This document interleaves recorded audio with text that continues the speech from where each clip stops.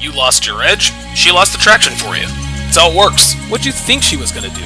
Tell you she cheated? Men cannot afford to get complacent in relationships. Get your fat ass off the couch, start lifting weights, and learn game. You're welcome. And now your man, Donovan Sharpe. What's up, guys? It's your man, Donovan Sharpe, and I don't know that this is going to be an episode that actually has, like, a number. I think TSR Lives as well as the Hard R podcast, I'm going to number those podcasts because those have a little bit more structure. Obviously, with TSR Live, we like to break down police videos involving non-black people. On the Hard R podcast, we break down police videos with black people. Then, of course, we'll do Pop the Balloon reactions. We'll do Fresh and Fit reactions. We'll play bingo, this and that and the other. But today is going to be a little bit different. Because we are going to go through the entire 42-page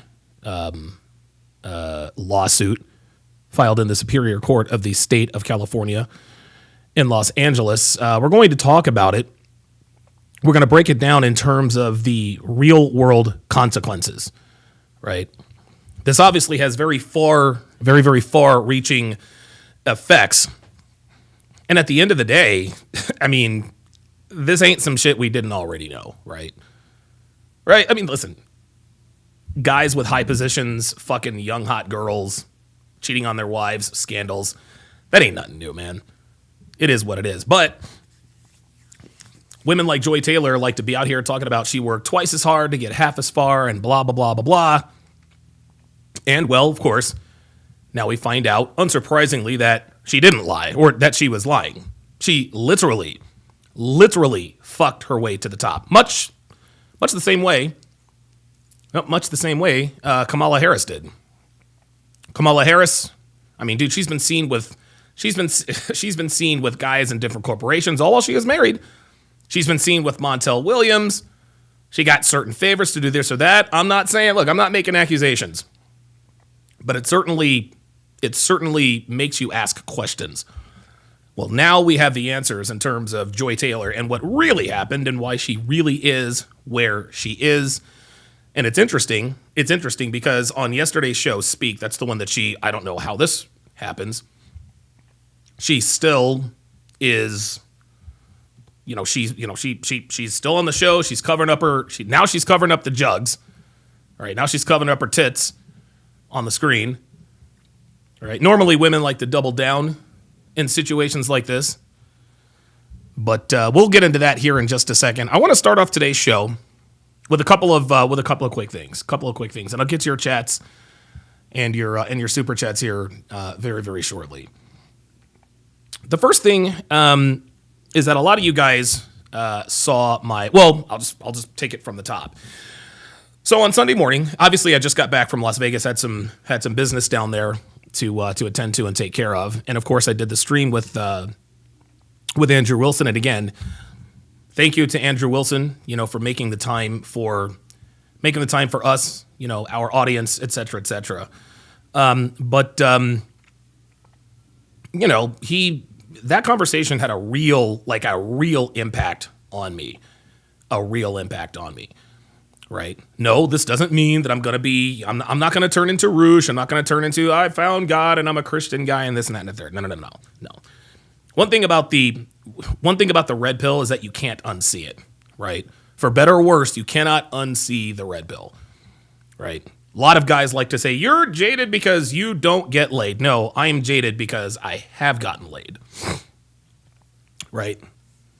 I'm jaded because I have gotten laid.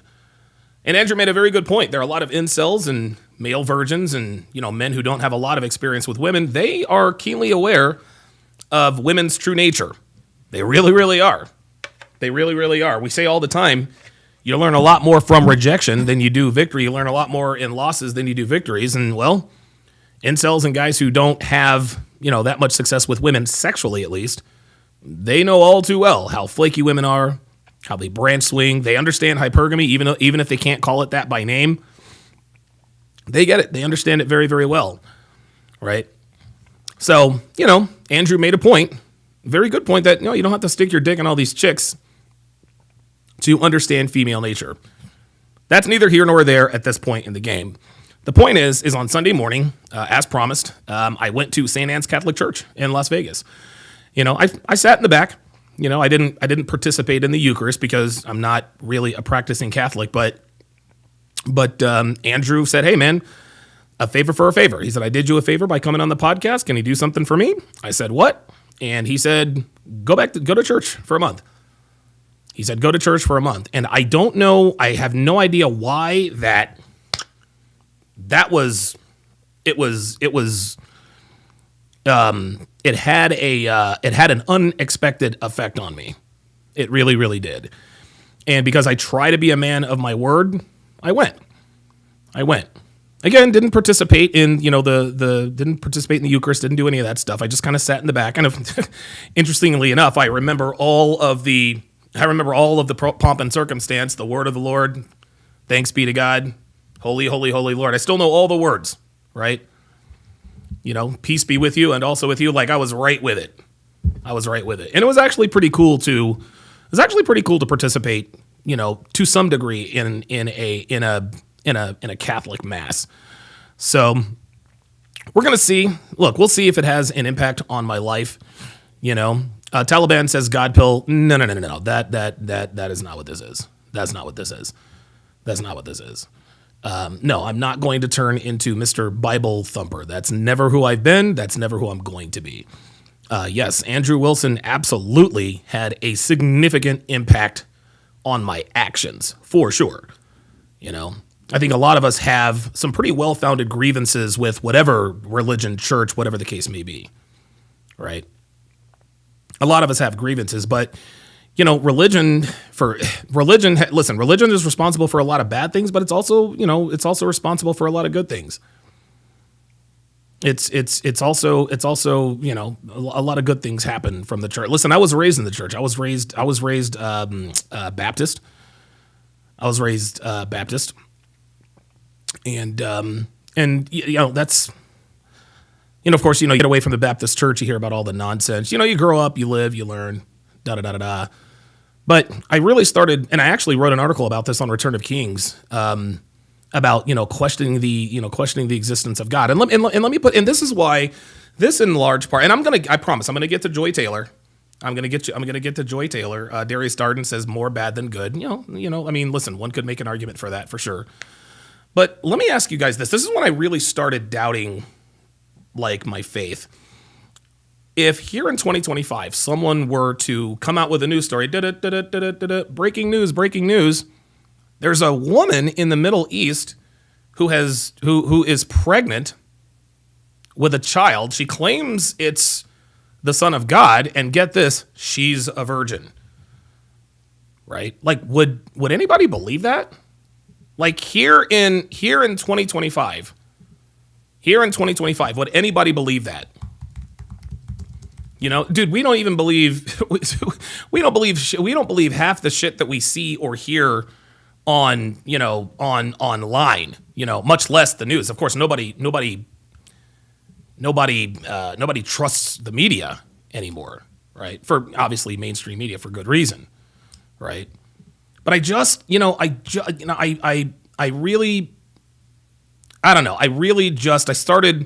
sort of started questioning things. And I think a lot of it has to do with, a lot of my upbringing and everything. My mother was quote unquote supposedly big in the church. And then of course she betrayed our entire family with her answers. Right. But it's we ask ourselves, how do we know how God thinks? Right. How do we know how God thinks? Sarone says, is Donovan white or black? Clearly I'm black. Is that supposed to hurt my feelings? No. Sarone does what a lot of trolls do, is they come in and they make a statement by asking a question. What he wants to say is Donovan is a coon-ass nigga who thinks he's a white boy who white people will never accept, right? But instead of just coming out and saying that, he says, is Donovan white or black? Can't tell, to be honest. He thinks he's being cheeky and funny. Ha ha, okay, I'm upset. Wah, wah, wah. Try again. Anyway, I'll get to your super chats here shortly. But everyone seems to think that they know what God thinks and the reasons he thinks them, right? But how do we know God is how do we know that God is loving and kind, right? How do we know God even wants us here, right? I mean, how do we really know God does what he does simply because we can refer to a 2,000-year-old book, right? And I'll ask you guys again, if a woman in the Middle East gave birth and then claimed to be a virgin, nobody would believe it. Nobody would believe it, right? Like, would she be opposed to a DNA test to reveal who the suspected father really was? Like, would honestly, would an examination pre-birth reveal with an intact hymen? And even if it did, would we believe it? I don't know. Here's another question. Did Gabriel really talk to Mary? Right? The angel Gabriel, we all know the story. Did Gabriel and Mary really have a conversation, or was Mary just hallucinating? Or worse, did she make the whole thing up? I mean, after all, back then, 2,000 whatever years ago, it was impossible to become pregnant without having sex, right? Here's another question. And here's, guys, I'm going to tell you what, this may sound weird, and I promise I'm going to get to Joy Taylor here. Yeah, Cerrone, that was not a genuine question, bruh. Like, if you're looking at the screen, you are looking at the screen. I am clearly black. All of my features are black, okay? Like, there's a black man on your screen. If you're asking if Donovan is white or black, clearly I'm not white. Nice try. And I don't want you to apologize. If you apologize again, I'm gonna fucking ban you because you're being disingenuous. Now you're being a disingenuous troll, and I don't. If you're gonna be a troll, just fucking own it. Just own it. Say you don't like me. Blah blah blah blah blah. Don't try and engage in these bullshit ass conversations. Seriously, stop apologizing. You have nothing to apologize for. You're being a dumbass. Apologize to yourself. All right. But was Jesus Christ really the Son of God? Going back to the DNA test, what would that reveal? Right? And here's something weird that I'll tell you guys. And I know that this is going to sound really, really, really, really, really weird. I didn't start questioning my faith until I actually realized that Jesus Christ was actually a living, breathing human being. Like when we were kids, Jesus Christ was like a superhero. And we all know superheroes low-key aren't real, right? When we're kids, we know that Santa Claus isn't real, but we pretend he's real. Then we find out he might not be real. I kind of thought Santa Claus wasn't real. I mean, logistically speaking, how can he, ride around in a worn horse, in a sleigh, jumping down people's chimneys and blah blah blah blah? Okay, we got that, right? We know Santa Claus doesn't really exist. But when I found out that Jesus Christ was an actual person, I said, "Holy shit!" Holy shit, Jesus was fucking real, right? And so Jesus Christ was an actual person. So what if, theoretically speaking, what if we exhume the body of Jesus Christ, and if technology allows us to run DNA, what would the DNA test reveal? Would the Father's DNA be otherworldly or alien or some sort of, would it reveal the DNA of, we don't know, or would it reveal the DNA of Christ, right? Like, here's another question, and again, I'm gonna turn corners here. Do we really believe that the Red Sea parted for Moses? I mean, think about this logically. How feasible is it that an old man climbed to the very top of a mountain? He lived there for over a month. He lived there, and again, he's an old guy. He climbed all the way to the top of the mountain with these two tablets, the 10 Commandments. He stayed on the mountain for 40 days and 40 nights, right, to wait for God to etch the 10 Commandments into the stones that he carried up this mountain by himself, right? Right? You know what I mean? RageX32 says they went into his tomb and found his death shroud. I think you can Google it. I'm not doubting the existence of Jesus Christ. I'm not doubting the existence of Jesus Christ at all. Jesus Christ was an actual person. I'm just asking questions about who he was and where he came from. And who knows, man? Maybe I'll end up in the seventh circle of hell for asking these questions, but these are genuine questions. Jonah and the whale. Do we really? We all know this. Pardon me. We all know the story about Jonah and the whale. But seriously, how likely is it that a man swallowed by a whale or a big fish, that's what they implied, how is it that a man swallowed by a whale would survive, let alone get spit back out? Why would the whale even do that? Why would the whale even do that? Is the whale a bulimic? Does he have an eating disorder? Do we really believe that Jesus Christ walked on the water? Think about it. Guys, think about it. People are claiming a man walked on the water's surface and didn't sink. Would we really believe that here in 2025? What would we say? That's AI. And it would be. And I want to make this clear. I'm not saying that these things didn't happen. But based on what I've learned and experienced, in my mind, it's highly unlikely. If the science and technology available to us today were available to us back then, I'm fairly certain these stories probably would have been debunked fairly quickly. And that's if the stories got out in the first place. Right? So a lot of people ask, okay, Donovan, are you saying you're an atheist? Absolutely not. Look, when I apply the same sensibilities, the knowledge and experience of my, 47 years of life, and I told this to, I spoke with this about, I told this to Andrew. I know that at some point up the chain of creation, there has to be an uncaused cause. I believe that to be the deity that we all call God, Allah, whatever the case may be. But at this point in my life, I'm not nearly as certain that the God I've been taught about Christianity exists. I believe that there is a God, but not the God that I've grown up believing in, right? If the strip club burns to the ground, I don't believe that God rained down fire to punish the heathen sinners. No, my guess is either arson or somebody flicked the cigarette in the wrong place. All right? If someone's successful, I don't use the word blessed anymore. I use the word fortunate and hardworking. And here's the last thing I'll say about this. They say all the time that faith without works is dead. And that's what really sort of put me off. Wait, faith without works is dead? No, nothing without works is dead. Right? People talk all the time about the power of prayers and I pray for a better situation, but then they say faith without works is dead. Wait a minute. Everything without works is dead. You can't ask anybody for anything and expect to get it. No, you got to go out there and work for it. So am I in the position that I'm in now, financially stable and this and that because it was preordained, or is it because I did the work? Right? And again, I'm not saying that these things aren't true. All I'm saying is that things really changed for me when I found out that Jesus Christ was actually a living, breathing human being. And I'll leave it at that.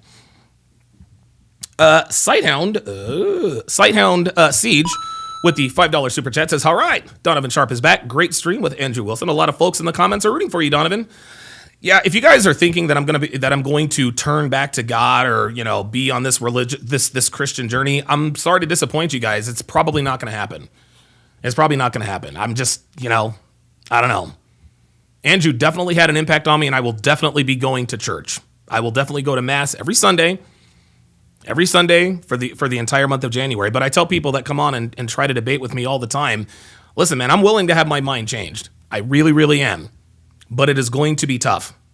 It is going to be tough. It is going to be very, very, very, very difficult. It is going to be very, very tough and very, very difficult. So, look, I'm open to having my mind changed, but it's going to be tough. It's going to be tough. All right, let me, Ken Rose with the $5 super chat. Appreciate that very, very much.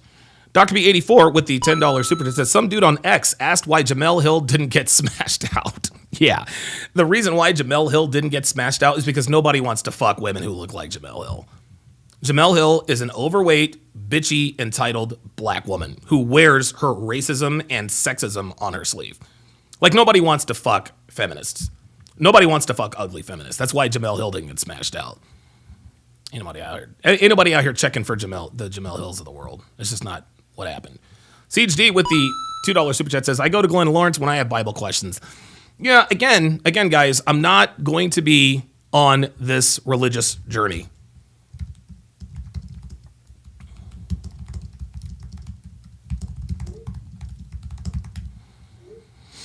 I'm not going to be on this religious journey, as Devin found out, along with the rest of you, that I went to Mass a couple days ago.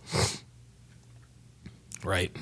And listen, I'm sure a lot of people are rooting for me and this and that and the other. Guys, I'm sorry to say, it's not going to happen. Listen, I will uphold my end of the bargain, and I will go into this with an absolute open mind. I will.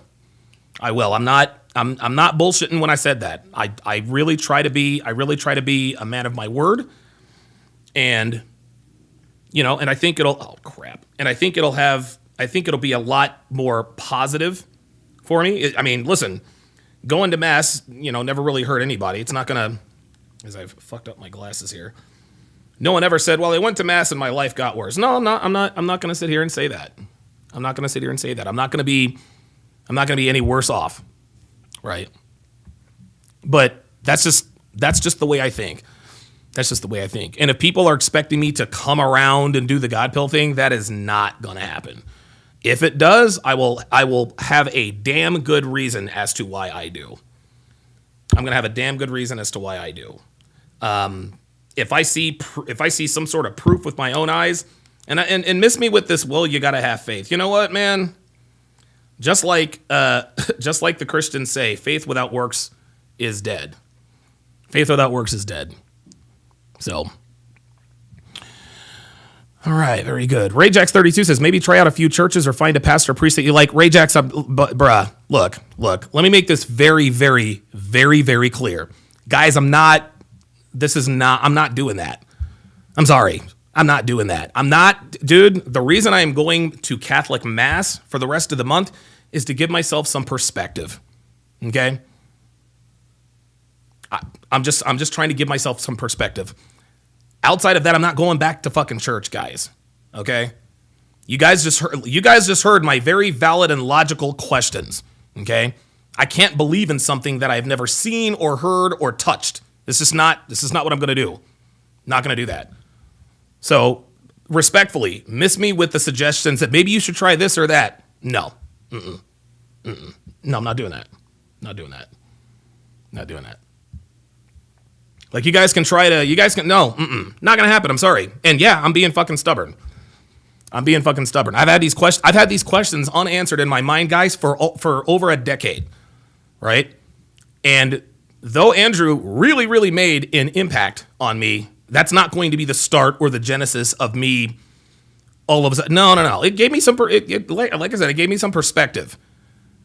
But I'm not, no, this is not that. This is not that kind of party. Richard, with the $5 super chat. Of course, he interrupts the flow of the show here with this super chat. So, who do you think is going to be in this Super Bowl? Mine is Lions versus the Ravens.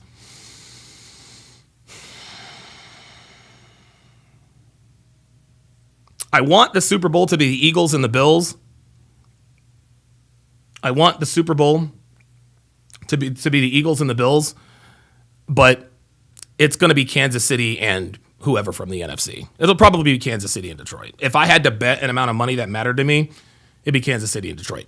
Until someone stops number 15 in red in the playoffs, that's the squad. That is the squad. All right. Let me find my notes here.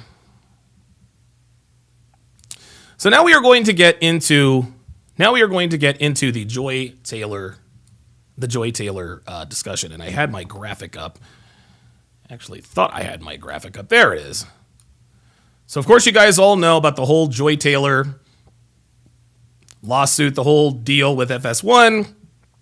It's a scandal, and yes, it is absolutely a legit.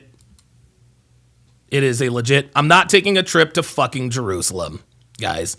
I'm not going on some pilgrimage. I'm not doing any of that. Guys, I appreciate your concern, but I'm seeing people in here that I've never seen before advising me on I'm not going to Jerusalem. I'm not going on some pilgrimage, guys. I'm respectfully requesting that you leave that alone and let me do my podcast. Okay? I gave you guys 20 minutes of openness and honestness about the way I feel about religion. I don't want to talk about this anymore. Okay? Andrew Wilson is probably the only person in that circumstance who probably could have got me to agree what I agreed to. Not doing that for y'all. Okay? I'm not doing that for y'all. So again, I am respectfully asking you to please refrain from any and all religious questions. Anyway, so this whole Joy Taylor situation is it's laughably predictable for so many reasons, right? We know that women have been fucking their way to the tops of their organizations and careers for years now, for decades, eons, right? But let me back up. A Barachili Q says, just asking, don't, no. See, now you're about to find out how petty I am. Don't do the last word shit. Don't do the last word type of shit. I don't like that. Okay? So now I'm going to put you in timeout. Just asking means you just mentioned it. Okay? Leave it the fuck alone. I don't want to hear anybody just asking. No, don't give a fuck. Leave it the fuck alone. You guys know I'm petty. You guys know I can be easily distracted. This is part of the allure. This is part of the allure of TSR Live, guys. But enough's enough. Anyway, let me back up and tell you guys a little story about one of my best friends in Vegas. His name was Eli, right? Mexican guy, dude, cool as shit. Cool as shit. So I used to work at this call center when I first moved to Las Vegas. I worked at this call center. You all know the story, the origin, blah blah blah blah blah. And that was really sort of the job that started me off on the path that I am financially. Eventually, I'd buy a bunch of real estate properties and this and that, and the rest is history. Anyway, so I get there, and it's a great time. It's a great call center, and Eli is there, and listen, we're all making money hand over fist. Eli loves me because I'm giving him bonuses because I'm on his team, et cetera, et cetera. The interesting thing is. And Dirty Dan says, was he a superhero blind guy? I don't know what you're talking about there.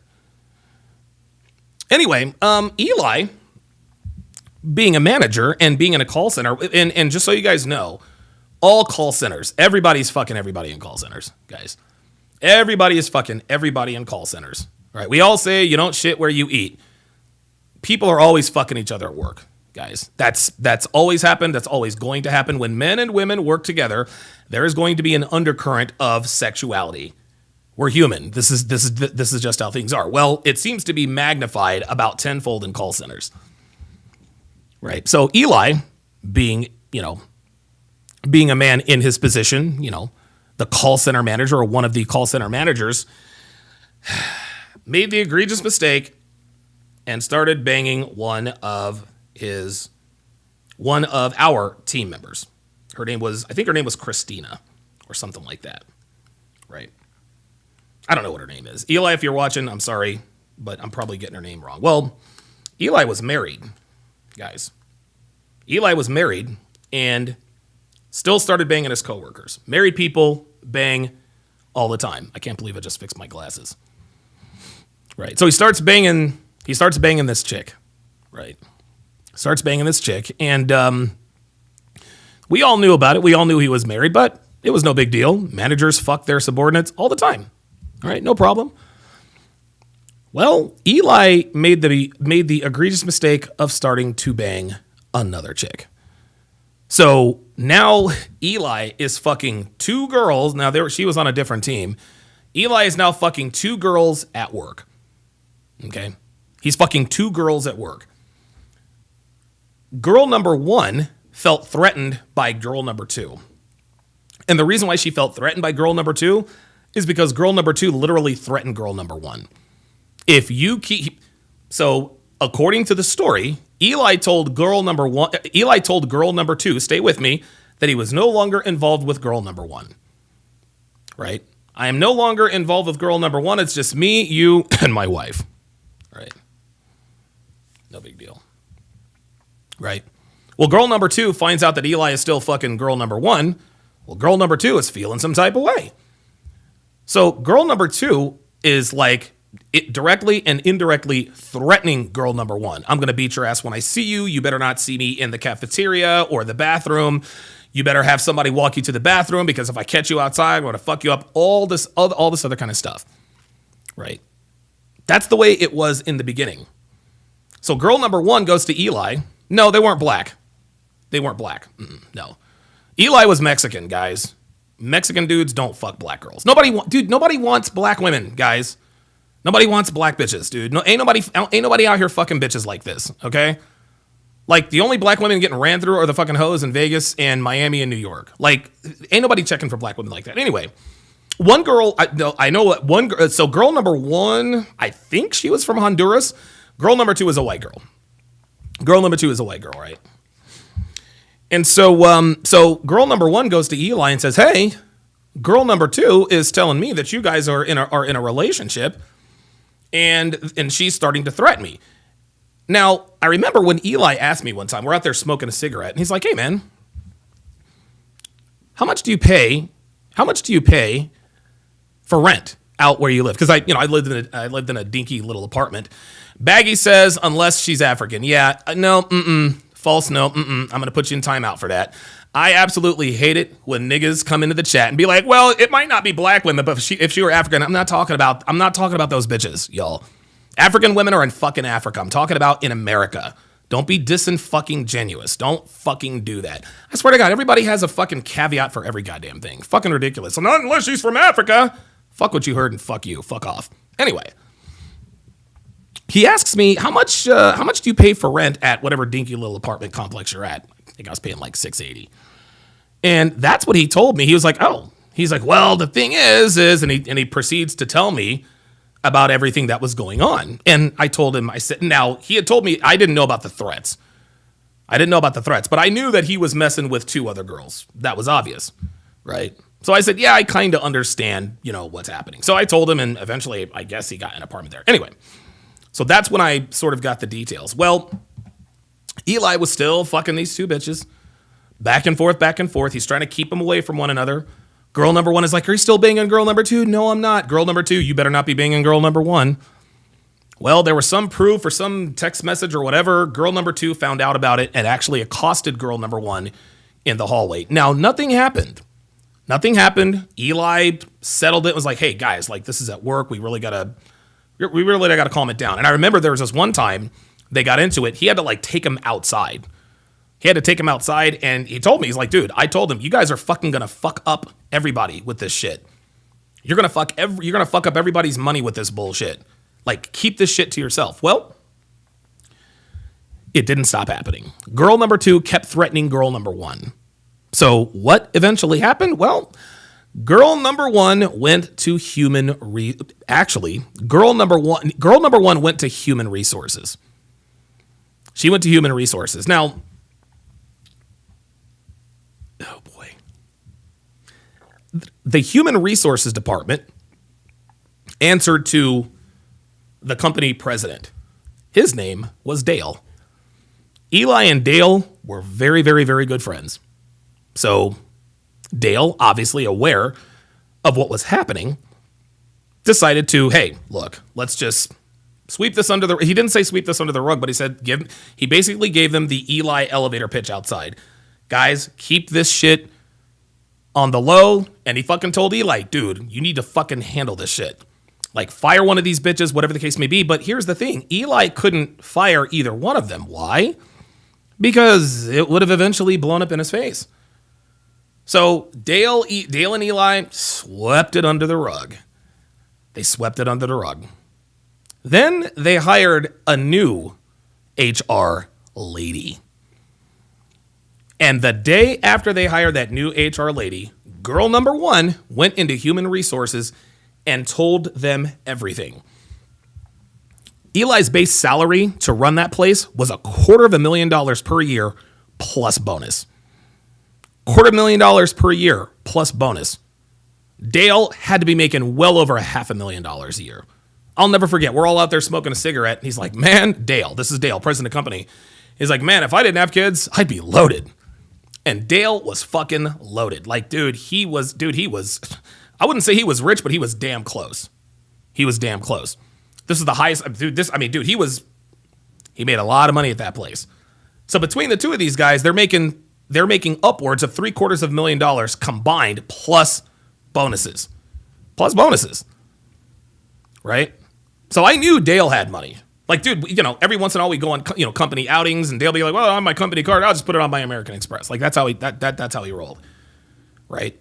Drove a really, really nice Audi. Like, we all knew he was paid. Eli was rolling, he was flossing, whatever the case may be. Well, girl number one Girl number one then went to the new HR personnel and told them everything, including the conversation with Dale. So what ended up happening, you ask? Girl number one, fired. Girl number two, gone. Eli, gone. Dale, gone. All four of them were fired. All four of them were fired.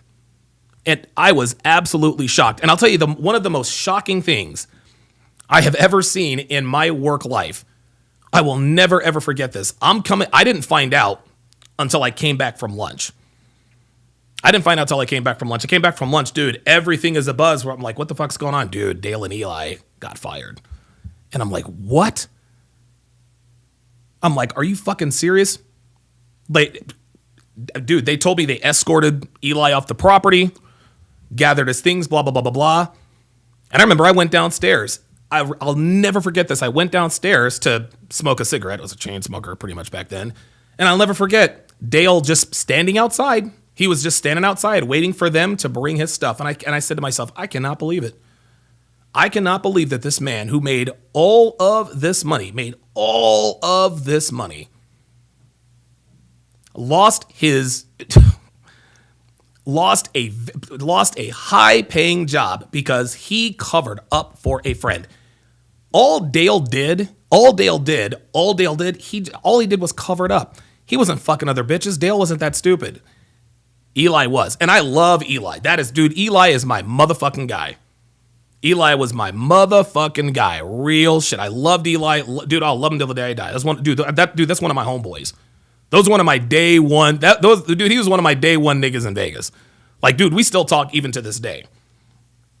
But think about that, guys. Think about that. Because of the lack of discipline in the workplace, it cost Dale his career. And I haven't seen or talked to Dale since, but applying for other jobs, if they ask him, well, what happened at your last job? What's he going to do? I covered up a sex triangle on the workforce so that my friend wouldn't get in trouble? I said all that to say this, and this will all tie in to Joy Taylor.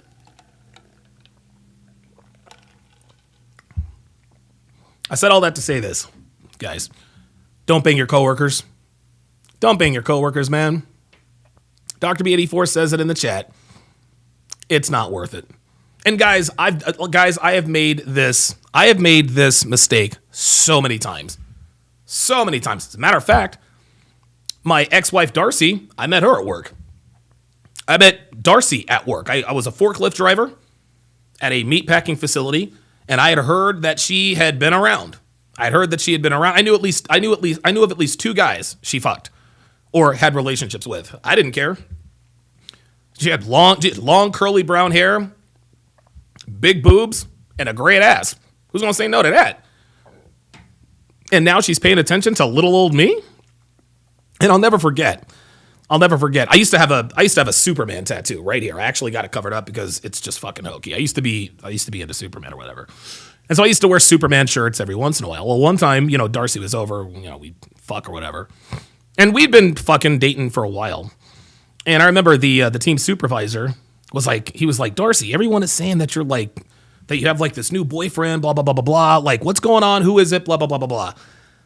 And she looked at him and then smiled. And all of a sudden his eyes got really big and round because she was wearing a Superman shirt. I used to wear Superman shirts to work all the time. And that is when Elbert, found out that Darcy and I were fucking. Nobody could believe it.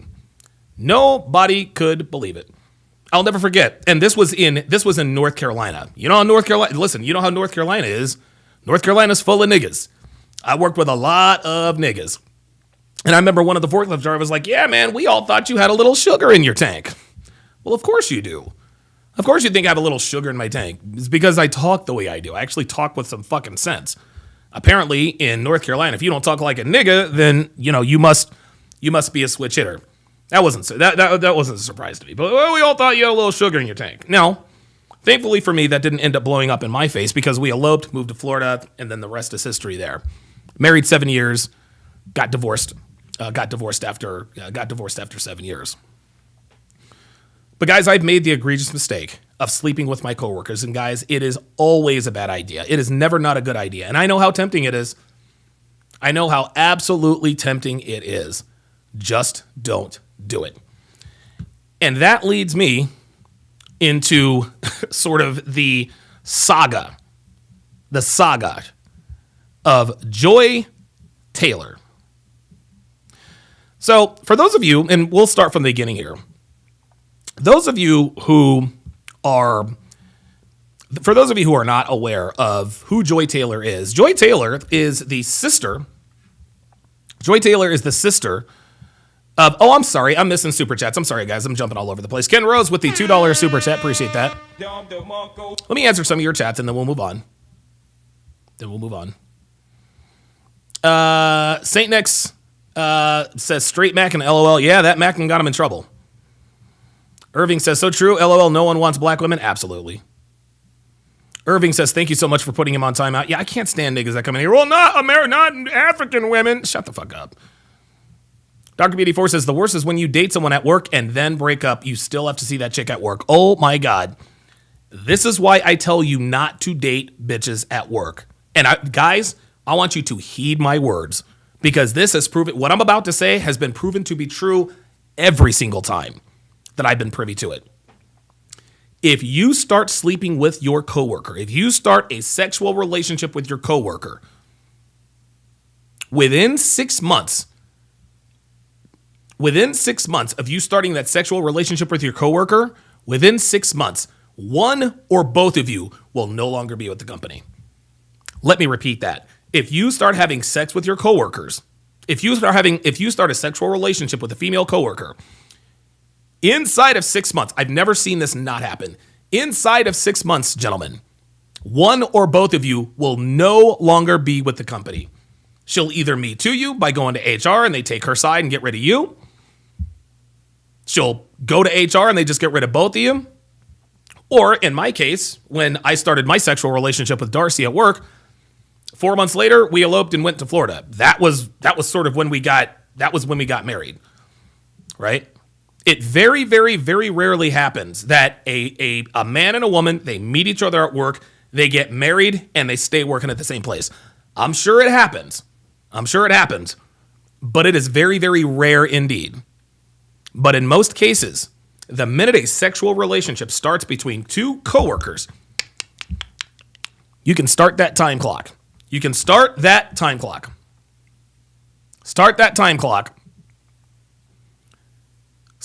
clock on the way out. I'll say it one more time. The minute you start having sex with your coworkers, within 6 months, one or both of you will not be with the company. Just not worth it. It's just not worth it, guys. Don't do it.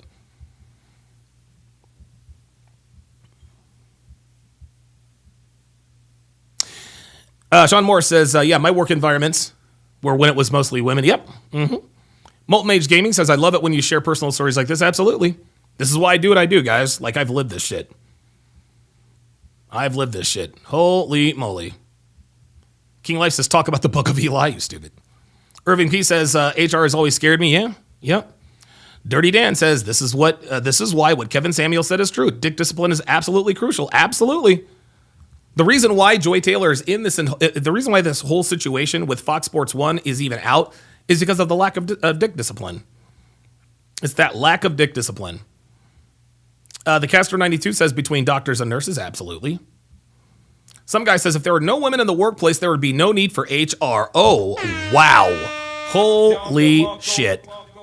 Wow. If there were no women in the workplace, you know what? That is so awesome. I'm going to tweet that out. Give me 1 second, guys, because I am absolutely going to tweet this out, and I'm going to prove it. I'm going to do these live tweets. This is very, very good. This is very, very good. And you know what? I'm actually going to give you credit, some guy. So here we are, right up here. I'm going to put it right up here. Look at the top. If there were no women in the workplace, HR... there would, let me just make sure I do this verbatim. There would be no need for HR. Wow. Wow. Quite profound, my friend. Quite profound. And you are 100% correct on that. Big Cred says, great story in the words of Kevin Samuels. You can't make that shit up. Yeah, Kevin actually heard that from me for the very first time. But, who's counting?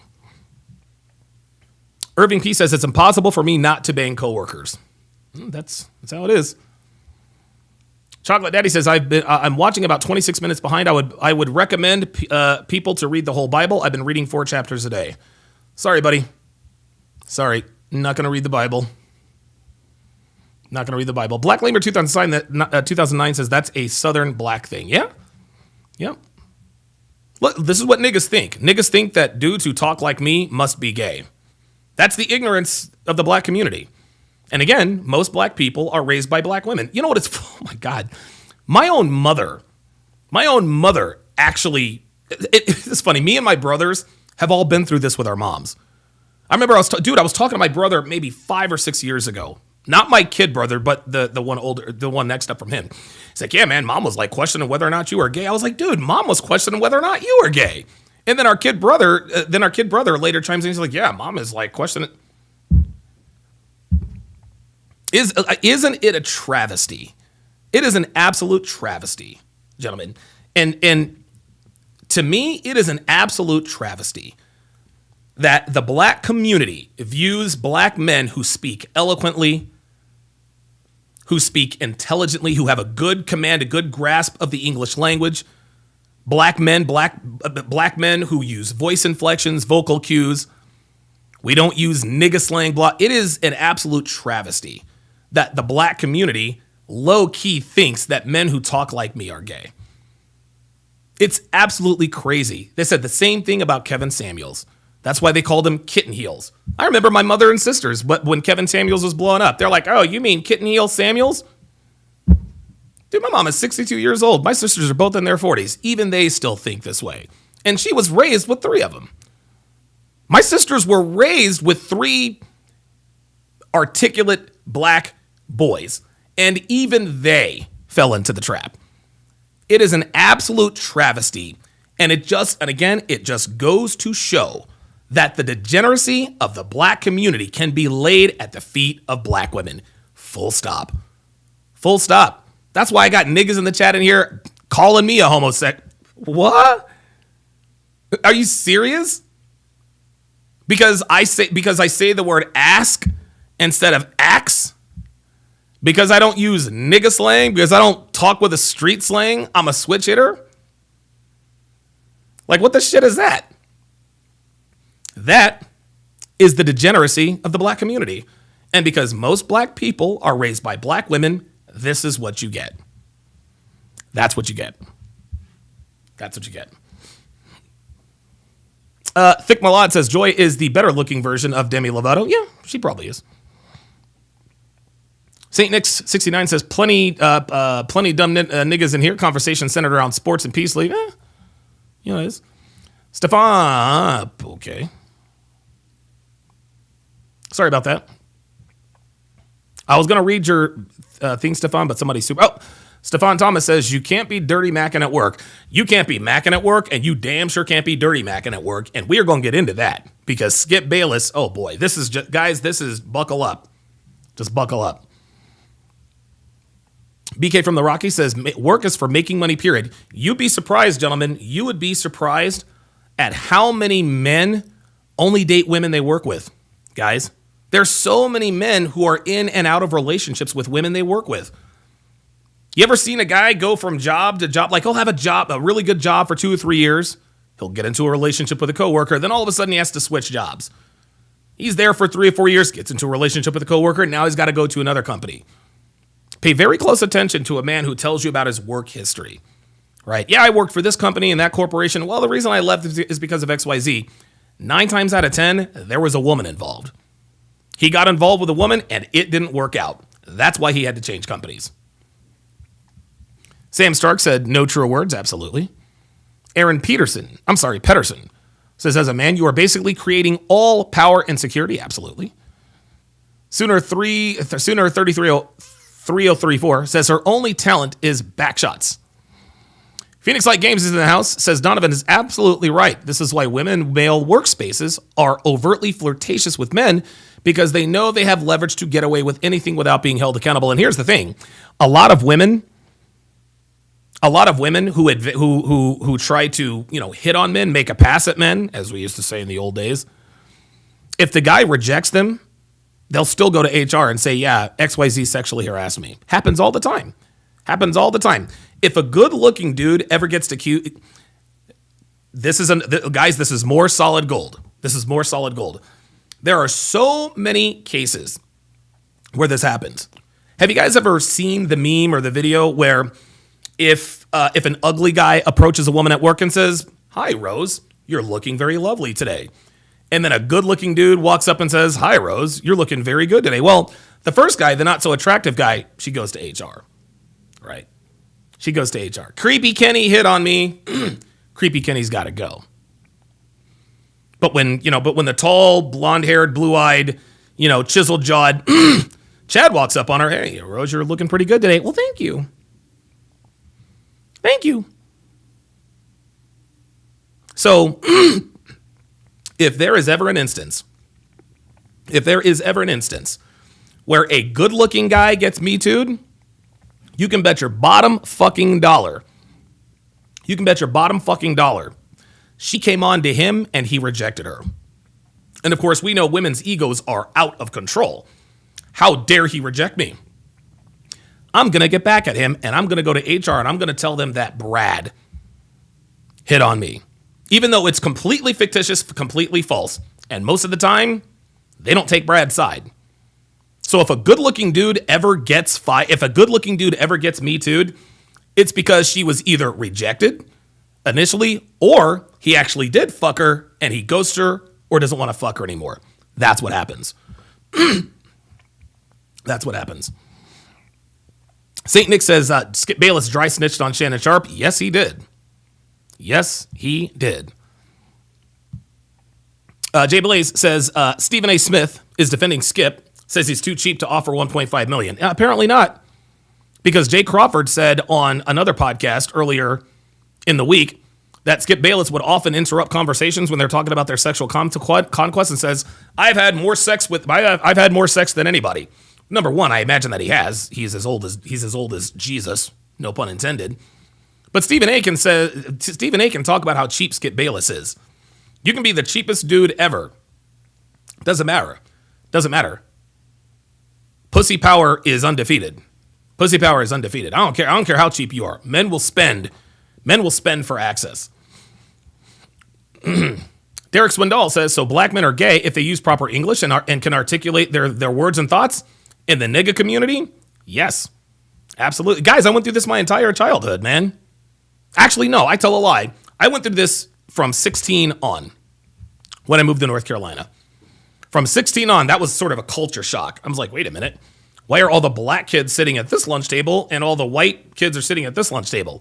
The only diverse lunch table was band.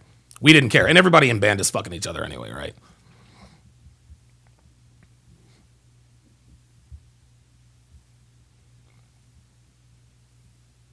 Red Pill Gospel says this guy I work with is under investigation right now for calling another coworker beautiful. Now he has to take a sexual harassment course. A sexual harassment course. See, there you go.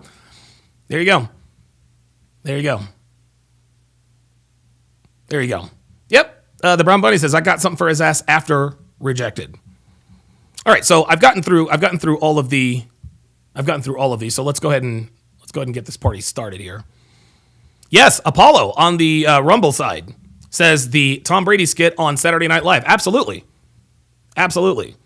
Again, never forget, if a good-looking guy is ever hashtag Me Too'd, it's because he either rejected the girl that came on to him or he fucked her for a while and then moved on. It never doesn't happen. So let's talk a little bit about who Joy Taylor is and how this all sort of ties in with this. So Joy Taylor, for those of you who don't know who she is actually the younger sister of Hall of Fame defensive end Jason Taylor. Joy started out she was a part-time bartender and also doing like a part-time sports show in Miami. From what I can discern, she doesn't really have any talent. Like I've watched her, like I've tried to watch her for years. She's not qualified to have the position that she has. Anybody who knows sports knows that she's just not qualified. The reason why Joy Taylor is where she is because of what she has done between the sheets, right? Joy Taylor doesn't have much talent. She's just attractive, right? And guys, I want you to understand that that is the formula in today's sports media. There are attractive women all over the place. Molly Qerim is probably the best example. Molly Qerim, for those of you guys don't know, she is the host of First Take. Well, Molly Qerim actually, and again, a lot of people don't remember this, but Molly Qerim actually used to be married to Jalen Rose. Jalen Rose, of course, part of the Fab Five, had a great NBA career. He had a show on ESPN called Jalen and Jacoby. Well, Molly Qerim and Jalen Rose would make regular appearances on First Take. I'm sure Jalen Rose approached her. Eventually, they got married. And I've always contended this. The Jalen Rose Molly Qerim situation is simply a hashtag Me Too incident that never happened. Jalen Rose is tall, he's attractive, he's tall, attractive, and he's rich. Of course, he's not going to get Me Too'd, at least not then. Well, eventually, Molly Qerim and Jalen Rose split up. They're no longer married, and now she is rumored to have been dating, that's right, Stephen A. Smith. Stephen A. Smith. Stephen A. Smith is right now, he is the biggest personality ESPN has. He is their most valuable asset. He is the talent that everybody wants to see, right? Other attractive women in sports, Christine Leahy. Nobody knows where she is. Christine Leahy used to be on The Herd, and I'll talk about her in just a second. Sarah Spain, and she's not even really that attractive. She's a chick with big tits who thinks she knows about sports, who talks about feminism all the time. She's got party voice. Katie Nolan, another useless, good-looking female in the sports arena. Kay Adams at Netflix. Nobody even knew who the fuck Kay Adams ever was. Kay Adams is just a good-looking, tiny little spinner who probably fucked her way into that position at Netflix and or ESPN. Mina Kimes, look, Maria Taylor, Taylor Rooks, the list goes on and on, guys. Women at these sports desks, they're not unattractive for a reason, right? Some do their jobs very well. Say what you want about Molly Qerim. She does her job well as long as she doesn't give her opinion, right? That's the formula with sports. That's the formula with sports talk. If she's attractive, we'll put her on a desk. But here's what happens when you involve women in conversations with men. It changes the conversation. Okay? You can't really do or say what you would normally do or say on the sports desk because you have to worry about, okay, what's she gonna think? Am I gonna go to HR if I say or do the wrong thing? I mean, these things are legitimate questions. Malika Andrews, yes, there you go. Malika Andrews is another example. Malika Andrews is very attractive. She's a card-carrying feminist. We all know that. Control says, shout out to Doris Burke. Yeah, Doris Burke is actually one of a few women in sports who actually is there to do her job. And part of the reason is she is extremely old. It is what it is. 23 Fresh says, you can tell Maria Taylor is a good girl. Oh, boy. No, 23 Fresh. Maria Taylor is, you don't know anything about these women, dude. You don't know anything about these women. Dude, Maria Taylor, oh, Jesus. Rachel Nichols, another attractive woman who got smashed out by Jimmy Butler in the bubble. But your good girl, Maria Taylor, actually ended the career of Rachel Nichols at ESPN because she leaked some tape of her talking about Maria Taylor is taking advantage because she's black and this and that. ESPN got a hold of it and fired Rachel Nichols. Just because she looks good doesn't mean she's a good girl. Scott B says certain Fox News anchors are my favorite. Absolutely. Fox News. Yes, every chick on Fox News. Holy moly. Dude, Dana Perino, Mary Catherine Ham. Oh my God. S.E. Cup. They're all smoke shows to some degree. But anyway, once you put a female at the sports desk, it changes the conversation. This is why I don't watch First Take much anymore.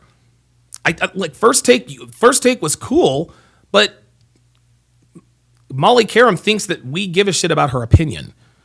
Okay? And I want to make this very, very, very, very clear. Male sports fans, we don't give a fuck about female opinions. We just don't. I find it incredibly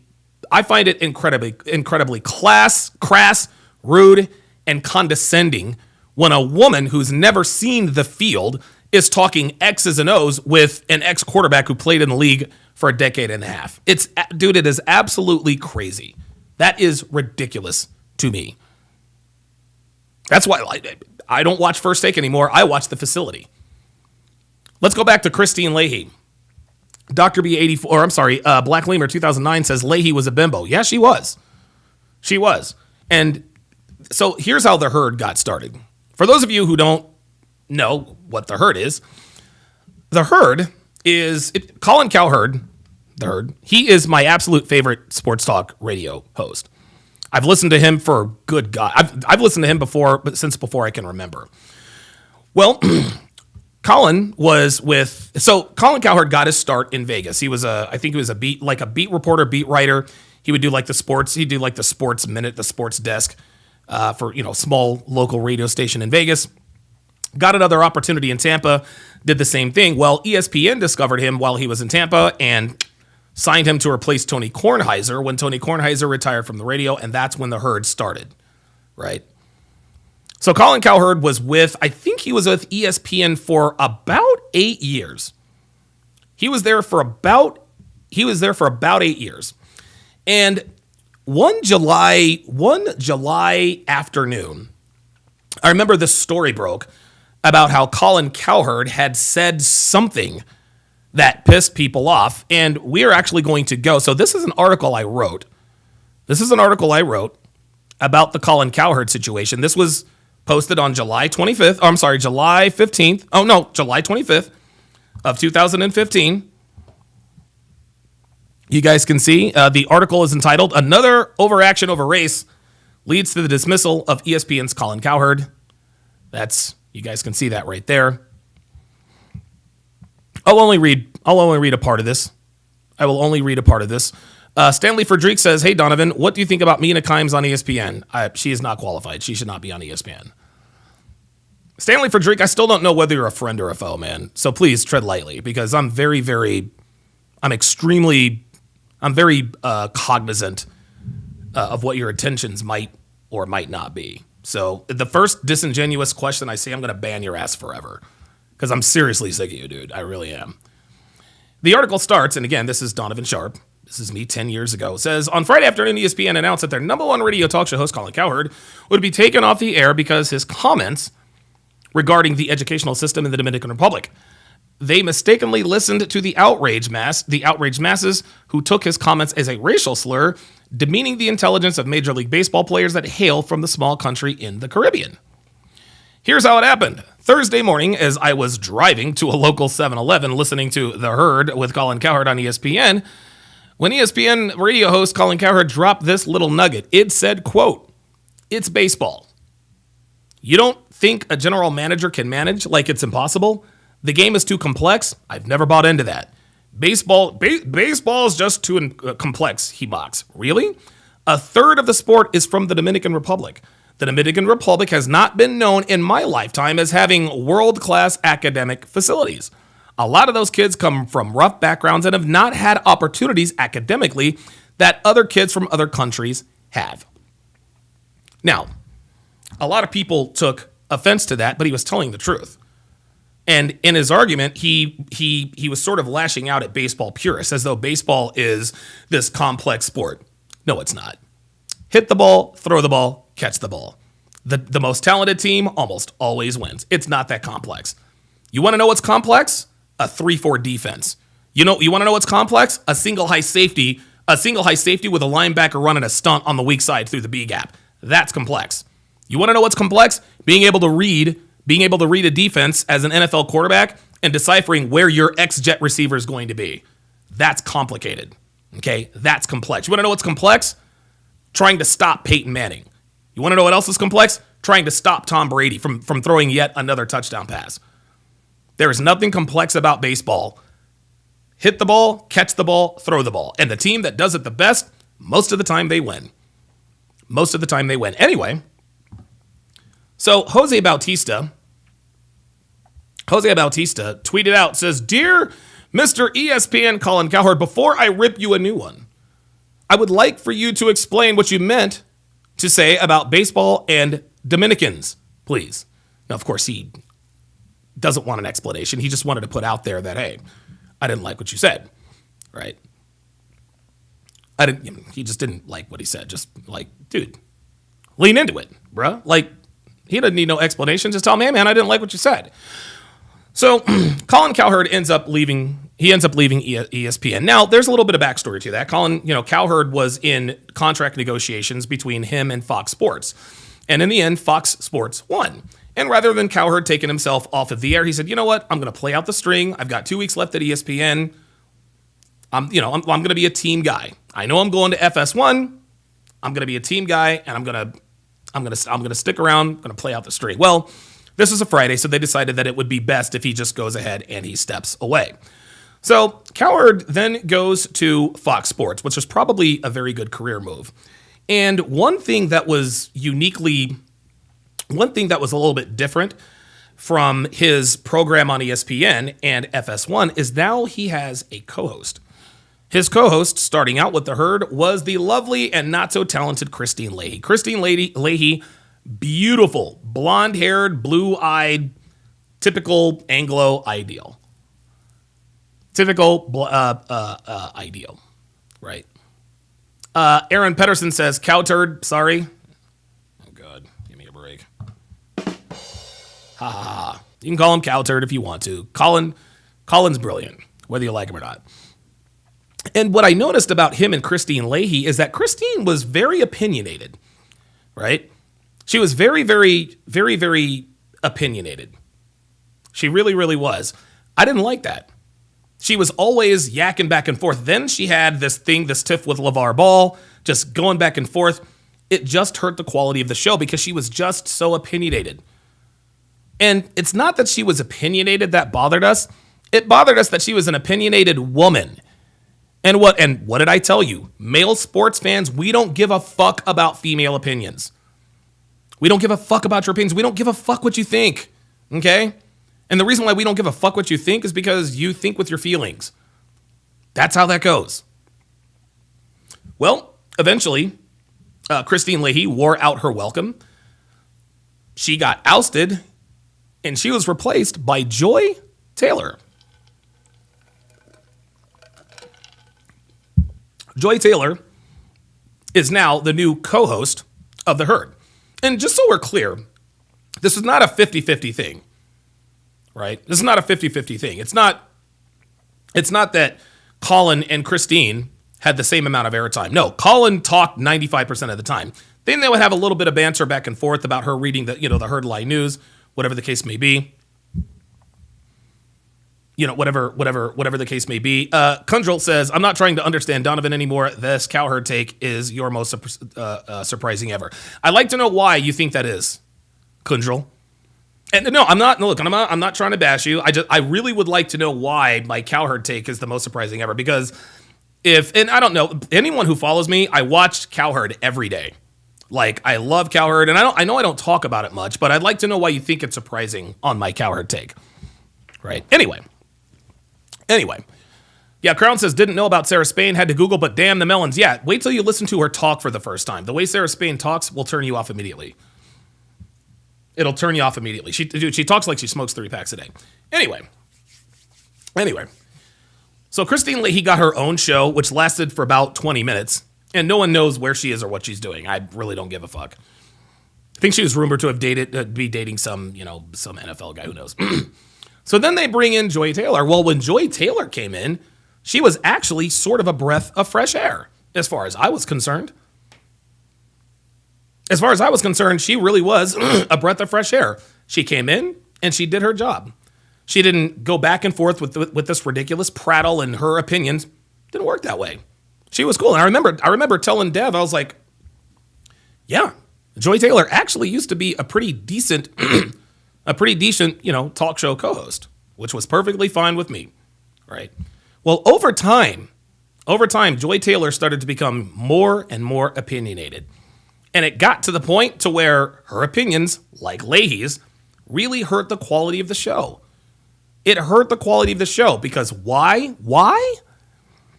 Because male sports fans don't give a fuck about the opinions of females. We just don't.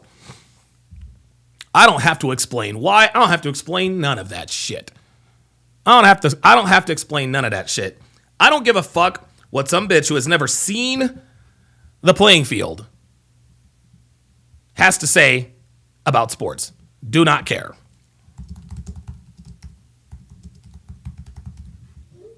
Do not give a shit. It's just not something. Not something I'm ever going to be okay with. And so eventually, Cowherd replaced her with Jason McIntyre. Why? Because the dynamic was off. The dynamic was off, right? Kunjal says, Colin just isn't that good. If I would bet, you seem like a PTI guy. Nah, Kunjal, I think you and I vehemently disagree on that. Like, we are diametrically opposed. I think Colin Cowherd is the best radio talk show host of our time. I don't know why you don't think you said Colin just isn't that good. I don't think you've ever watched him. Like, Colin is brilliant. He is brilliant with his analogies. He's brilliant with his analysis. And I'm not saying that everybody has to like him as much as I do, but to say he just isn't that good, the ratings and his paychecks say otherwise. There's a reason why companies continue to throw money at Cowherd. There is a reason why now ESPN, oh, by the way, Cowherd is up for a contract extension. And ESPN appears to have thrown their hat in the ring to try to get Cowherd back. So you can tell me that you don't think Colin is that good. That's fine. That's your opinion, you're entitled to it. But there are a lot of people, including myself, who think otherwise. And if he wasn't really that good, companies wouldn't keep throwing money at him. So I don't know. Maybe give it another try. Anyway. So he gets rid of Joy Taylor, puts her on Speak for Yourself, which we'll get into a little bit later. Get into that a little bit later. And now he has Jason McIntyre. Now Jason McIntyre is he wasn't really as seasoned as most, sports media personalities. I think he started a website, and I can't remember what website it was. Did very, very well. Did very, very well. But then I think he decided to sell it and, signed on with Cowherd. Best decision of his life. The ratings have never been higher for the herd, ever. Why? Because male sports fans don't give a fuck about female opinions. We just don't. The reason why ESPN is now trying to re-sign Cowherd is because his co-host is a male. The reason why they're seeing unprecedented ratings in their show, their podcast, their other ventures is because Jason McIntyre is a male. When women are on the sports desk, we tolerate it. And when it becomes too much, we eventually turn it off. So, Joy Taylor, before I move on to Joy Taylor, let me answer some of your chats here. Red Pill Gospel says, he always got something bad to say about the Eagles. I don't know what he's got against our coach. Yeah, I've explained this before. Listen, I don't always agree with Cowherd. I really don't. I disagree with him about the Eagles, but even he has started to come around. He just doesn't like the coach. And see, this is where Cowherd gets himself into trouble along with Nick Wright when he starts to bring his feelings into his takes. Okay? Facts don't give a fuck about your feelings. We've said this for years. But the reason why Cowherd has such a hard-on for the Eagles is because, well, he's feeling some type of way about him. He just doesn't like Nick Sirianni. That's why he's always talking trash about the Eagles. You guys, anybody who watches the herd knows this, right? Every week it was another incident. Nick Sirianni is yelling at the fans. He should be fired. Nick Sirianni is yelling with his coaches. He should be fired. Nick Sirianni did this. He did that. Has he lost the football team? All the Eagles did after that was go off and win 10 in a row. Now we're 14-3, our second 14-win season in 3 seasons, and we're the number 2 seed in the NFC. But Nick Sirianni's a bad coach. The disdain for Nick Sirianni started 2 years ago in Kansas City. The Philadelphia Eagles went to Kansas City, and we beat Patrick Mahomes and the Chiefs. Nick Sirianni was talking trash to the fans. Well, Colin Cowherd's protege, Nick Wright, didn't really like that. He didn't like that at all. He just did not like the fact that Nick Sirianni was talking shit to the fans after the Eagles handed the Chiefs a very rare loss at Arrowhead Stadium. At that very moment, Nick Wright decided he didn't like Nick Sirianni because he hurt his little feelings with the fans. So again, we know Colin is wrong about that because Nick Sirianni, over a 4-year stretch, his first 4 years, has the second most wins of a head coach in NFL history. All the dude does is win. And even Cowherd has come around on that. But it took a 10-game winning streak for him to finally admit that. So, Cowherd is now with Jason McIntyre, right?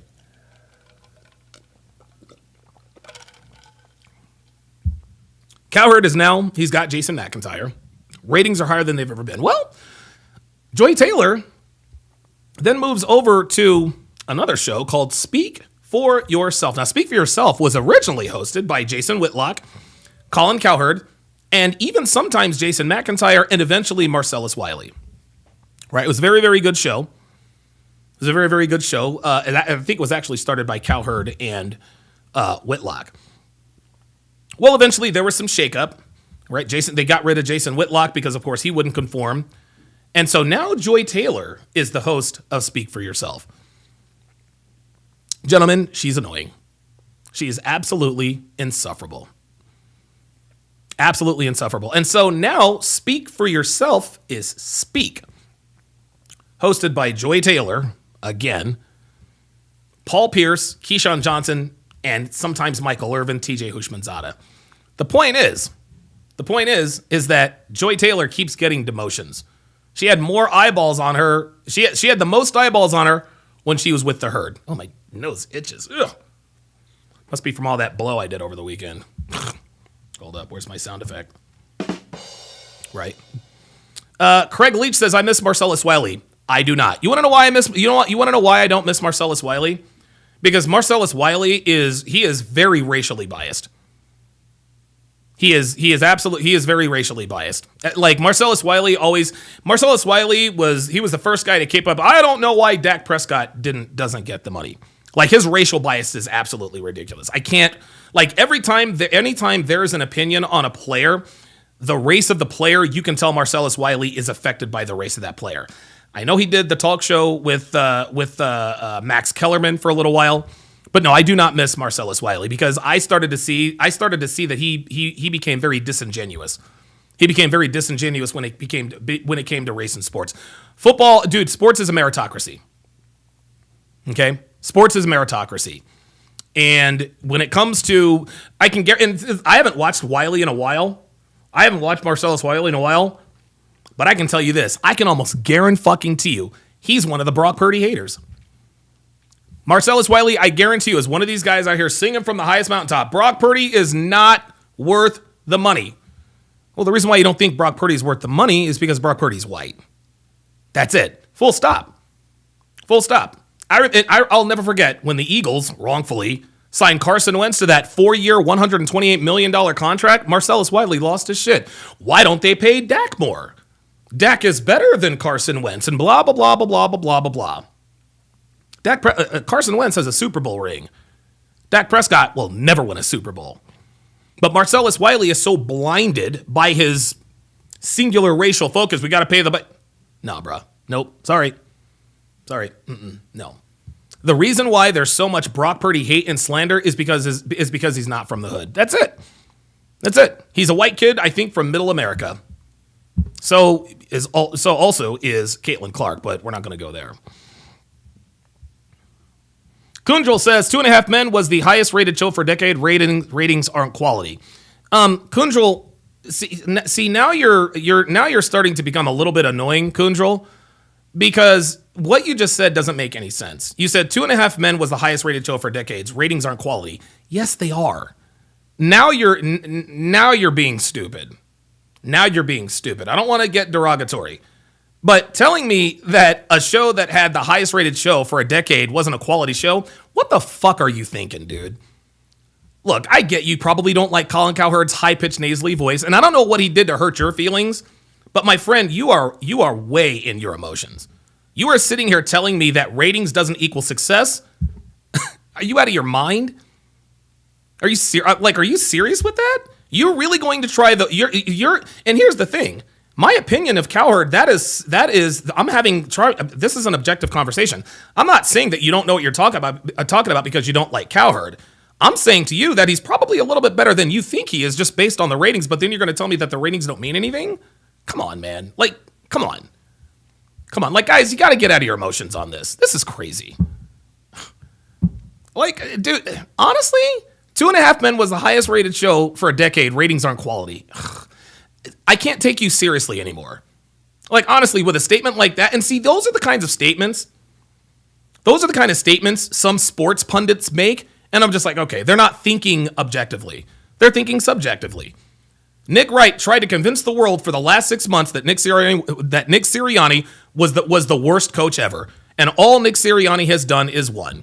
And anytime would point out to Nick Wright, well, you know what? Nick Sirianni, he's been to the playoffs all 4 years he's been with the Eagles. He's been to a Super Bowl. He's won 2 division titles. And what does Nick Wright say? Oh, that doesn't mean anything. Just because you've gone to the Super Bowl and you're the second you're the second winningest coach in the first 4 years of your coaching career does not mean you're a quality coach. That's what you just said. Just because everybody goes to that restaurant doesn't mean the restaurant's any good. Just because everybody watches that show doesn't make it quality. Do you understand how fucking dumb you sound right now? Like, seriously, like, you really need to get out of your feelings on this one. I'm not telling you that you're right or wrong, but what I am telling you is that your judgment appears to be clouded. Cowherd and Nick Wright have come around on the Eagles. Why? Because they're using their eyeballs. You see, Cowherd and Wright were using everything that happened off the field to determine what's happening on the field. They stopped watching the sidelines and started watching the field and said, oh, okay, the Eagles are one of the best teams in football, and it is because of their leadership, Nick Sirianni. And even now, they don't give Nick Sirianni credit. So you're going to tell me that 2.5 Men was the greatest show on TV for almost a decade. Rating doesn't mean quality. If that's the way you think, my friend, then I can't help you. I can't help you. Sorry. I can't do it. Can't do it. And so now they're Speak for Yourself. They've split that off into the facility and things of that nature. And so what we are going to do, guys, is we are going to. So that's the lead up. That's the Joy Taylor. That's the Joy Taylor conversation, or that's the Joy Taylor situation. Just wanted to give you guys a little bit of background, and we are absolutely going to go through this lawsuit because I want you guys to understand. I want you guys to understand that when these things happen, there are lessons to be gleaned. There are lessons to be gleaned for that. Kunjal says, why am I getting banned? I thought we were talking. No, we're not talking. You're being an idiot. You just sat here and told me. Oh, my God. Oh, Jesus. Kunjal says, McDonald's sells. Okay, oh, my God. Kunjal, come on up. See, now I got to fuck around and do this. Yeah. I cannot stand. I don't disagree with you, bruh, but your logic is fucking fucked, dude. Like you're trying to win an argument that's not happening. All I told you was that Cowherd is better than you probably think. And proof of that is his paycheck and the ratings. You're telling me that ratings, so you mean to tell me that if a TV show has low ratings, then it's still quality? Come on, man. And why am I getting banned? I thought we were talking, I'll ban you for whatever fucking reason I want. But I usually have a pretty good reason for banning people. You're being disingenuous. McDonald's sells the most cheeseburgers. Is McDonald's the best burger, or is McDonald's a good business? Well, the answer can be both. And whether it's the best or not is highly subjective, which is exactly what I said in the first place. You might not like Colin Cowherd because you don't think he's that good, but there are a lot more people that disagree with you than people that agree with you. And if you can't see the forest to the trees, then again, I can't help you. Kunjal says, what? I said the ratings weren't quality. Okay. All right, bro. That's it. You're out. That's it. Now I'm going to time you out because now you're just being stupid. Ay. I'll tell you what. Take 10 minutes and chill the fuck out. Go back and read your comments and understand how fucking dumb they are. Like you are like I'm not sitting here trying to convince you that Cowherd's the greatest TV talk show host. I like the guy. But just because you don't like Cowherd doesn't mean that nobody else does. I made the argument that Cowherd might be better than you think he is because the ratings say otherwise. His podcasts say otherwise. Guys want to work with him. Draymond Green has a deal with Cowherd. Micah Parsons has a deal with Cowherd. Like, people gravitate to Colin Cowherd.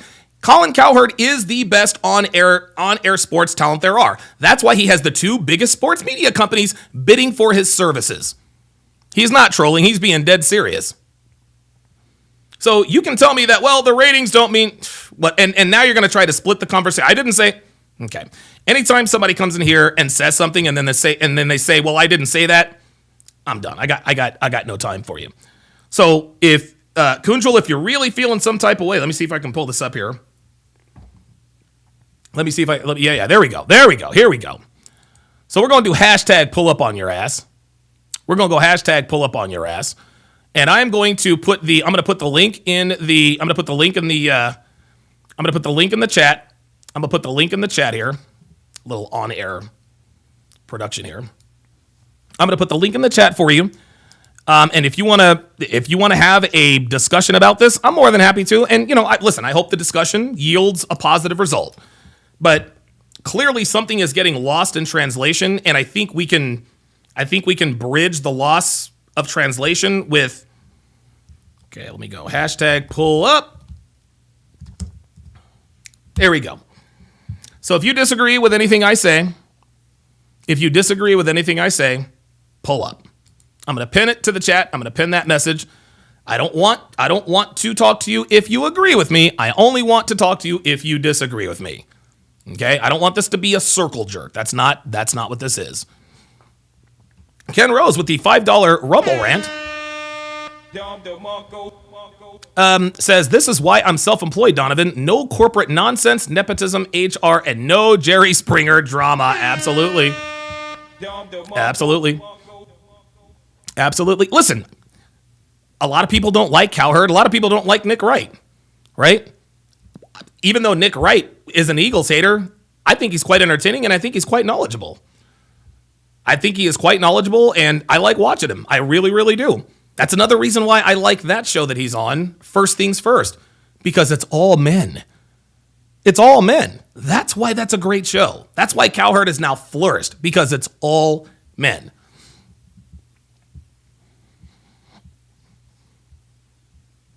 Dr. B84 says, SMH every time, man. Michael Bodo says, block the trolls, DS. No. Now, Kunjal's not a troll. He's just being uncharacteristically in his feelings. Like, he's given me all of these, he's telling me that numbers don't matter. See, that's where he lost me in the conversation. Like, I was good with your opinion of Cowherd, and my counter was that, hey, listen, you might not like him, and that's okay. He's not everybody's cup of tea. But the ratings say otherwise. The two biggest sports media companies are now bidding for his services because of the ratings. But then when you tell me, well, wait a minute, the ratings don't matter. 2.5 Men was the highest rated show. That doesn't mean it was quality. People don't watch shitty TV, Kunjal. They don't. People don't watch shit TV. It just doesn't work that way. People don't watch low quality content. That's why you got time the fuck out. So hashtag pull up, boo. Sean Moore says he's doing what's called sea lioning. Huh. What exactly is sea lining? I've never heard of that before. That is very, very interesting. Sea lining. Michael Bodo says, Donovan, don't waste your time and energy on him. Stay on topic. All right. I'm going to stay on topic. My bad. Aaron Pedersen says, I like Colin Cowherd. His perspective on sports is second to none. Totally agree. His opinions on politics, I'm out on that. But I don't watch Cowherd for politics. I watch Cowherd for sports, and I love his perspective. I really do. Caleb Pratt says, would you take Cheryl Swoop's opinion over Nick Wright about basketball? Oh, hang on a second. Oh, wait, that disappeared. Crap.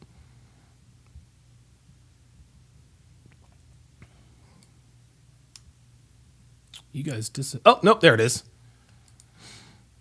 So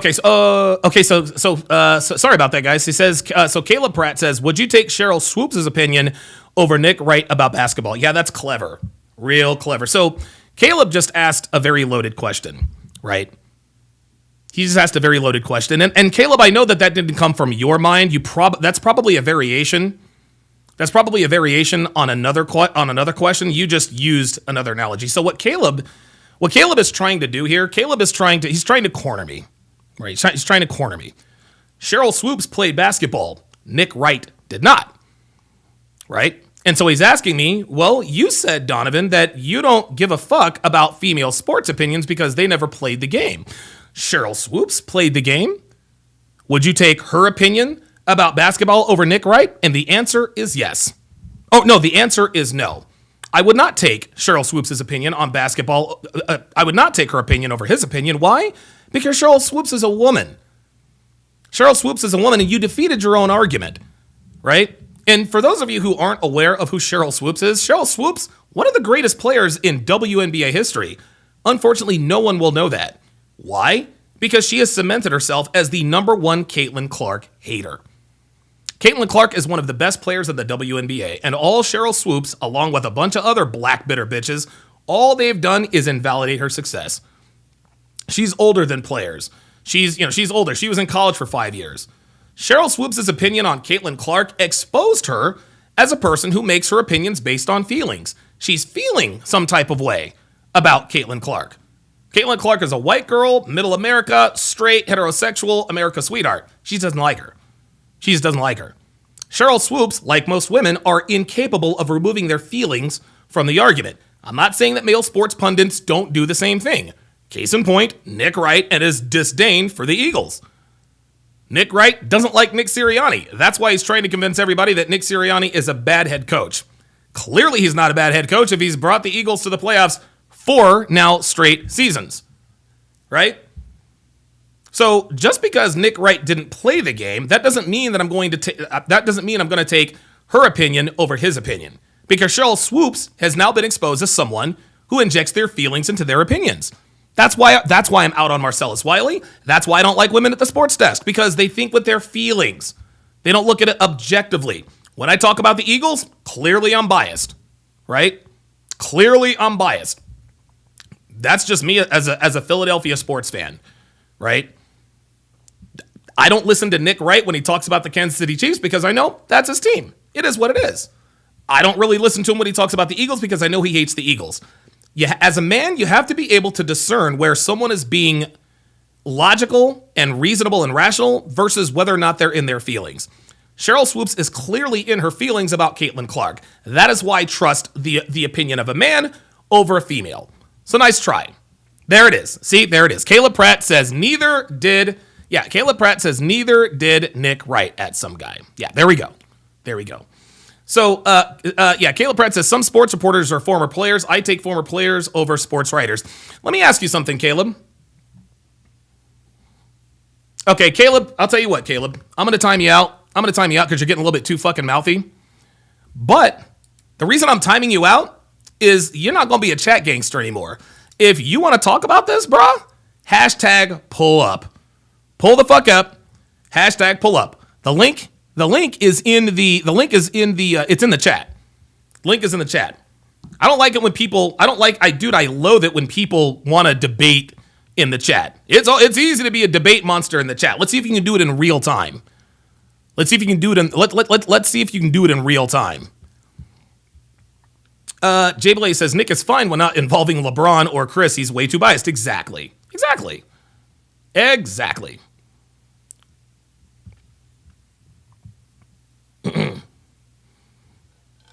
Irving P says, "Damn, Donovan, that cup is bigger than you. What's in there?" Actually, it's It's lemon sparkling water. Very good.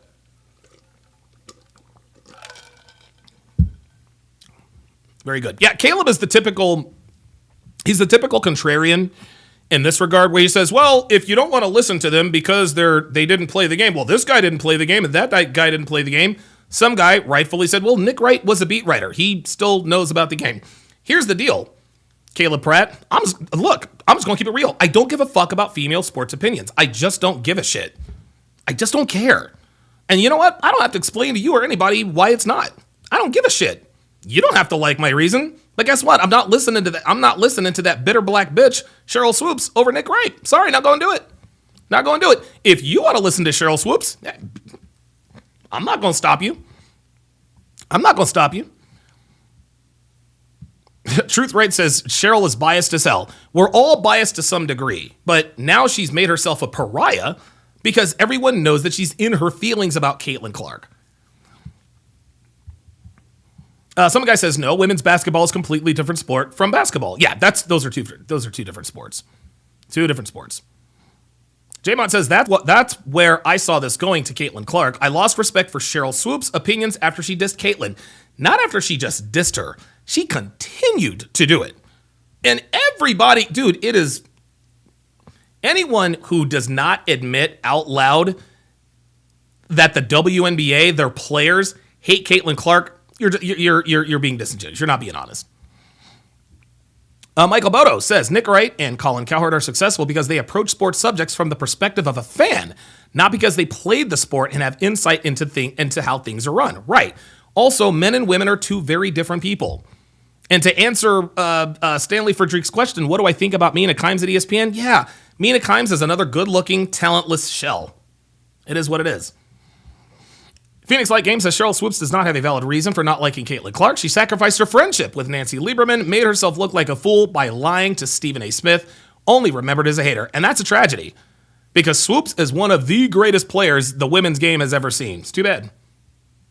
It's too bad.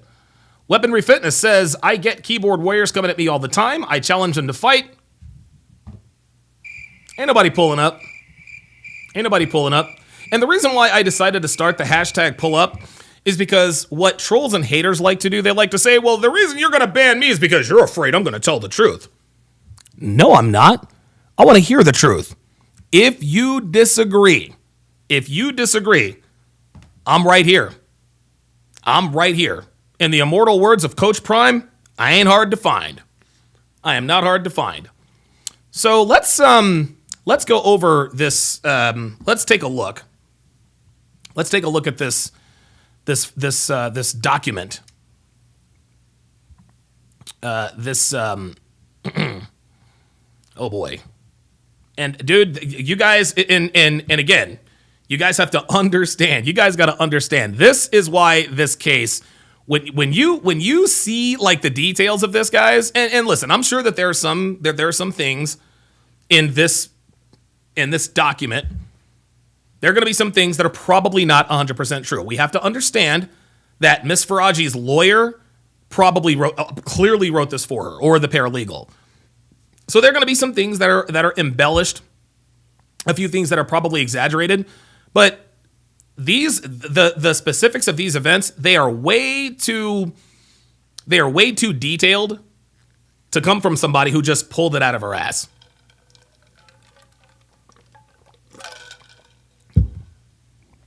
Yes, still ain't nobody pulling up. Nobody ever pulls up. Nobody ever pulls up because they know that they can't substantiate their claims in the chat. That's why, whether I like you or not, if you actually do decide to pull up, I'm like, okay, you've got my respect. Now let's talk. But anyone who wants to debate me in the chat, like voice versus text, not going to do that. I'm not afraid of you. I'm not afraid to discuss anything with anybody. And I'm going to prove that with hashtag pull up. Donovan doesn't want me. Donovan banned me because he knows I'm telling the truth. Nope. Get your ass up in here. Get your ass up in here. If you disagree, if you think I'm wrong, come on and tell me why I'm wrong. Come on and tell me why I'm wrong, and I am more than happy to have that discussion with you. There we go. So let us start here with the summary of action. Oh boy. Ms. Faraji, the suit starts here in section 1, brings forth this action because for over a decade at Fox, she was forced to endure misogynistic, racist, and ableist workplace where executives and talent were allowed to physically and verbally abuse workers with impunity. So let me stop there. So already the lawyer is leaning into the feminist narrative, right? She was forced to endure a misogynistic, racist, and ableist workplace. This woman is a beautiful Iranian woman. This woman is absolutely gorgeous. Miss Faraji is the hairstylist. Okay? For those of you guys who don't know who the person bringing this suit is, this is the woman who used to do the hair and makeup for Joy Taylor and others at Fox Sports 1. Everybody knew who she was. She did Skip Bayless's makeup. She did Shannon Sharpe's, Jenny Taft's, Joy Taylor, etc., etc. And over time, they became pretty good friends. So that's who Faraji is. That's who Miss Faraji is. Miss Faraji is the one. Miss Faraji is the one who brought the complaint. But already we can tell that this is gonna be a very feminist inspired type of suit, because misogynistic, racist, ableist, we were physically and verbally abused. Nobody abused anybody. Okay? Nobody abused anybody. There were people having sex in the workplace. When Miss Faraji and others came forward to report the wrongdoing instead of addressing their concerns, Fox retaliated against them, while the perpetrators and those who protected them were inexplicably promoted. This case represents yet another in a long line of cases chronicling the toxic culture at Fox, marked by bad faith promises and repeated failures to address a poisonous and entrenched patriarchy. Oh boy. Oh boy. The reason why FS1 is where it is, number one, is because it is a patriarchy. It is run by women. You guys see what a shit show the WNBA is now, right? Caitlin Clark.